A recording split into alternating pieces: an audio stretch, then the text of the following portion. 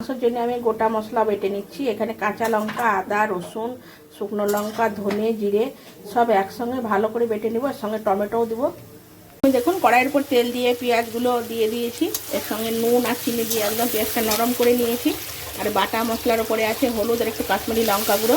এটা ভালো করে কষে নেবো মশলাটা। এখানে মাংসটা খাসির ভালো করে ধুয়ে নিয়েছি আর মোটামোটা করে পেঁপে আলু কেটে রেখেছি আমি। তো এর মশলাটা কষে করে দেবো। মশলাটা দেখুন আমার কষা হয়ে গেছে। এখানে আমি মিট মশলা, গরম মশলা আর তেজপাতা দিয়ে দিয়েছি। এবার মাংসগুলো এর উপরে দিয়ে দেবো, ভালো করে কষবো। দেখুন আমার মাংসটা অনেকটাই কষা হয়ে গেছে। তো আমি এর উপরে পেঁপে আলুগুলো দিয়ে দেবো, তারপরেও আবার কষবো। তো আমার দেখুন কষা হয়ে গেছে মাংসটা। আমি দিয়ে দিচ্ছি, জল দিয়ে দিচ্ছি। জল দিয়ে ঢাকা দিয়ে দেবো। দেখুন আমার একদম মাংস ঝোলটা রেডি হয়ে গেছে।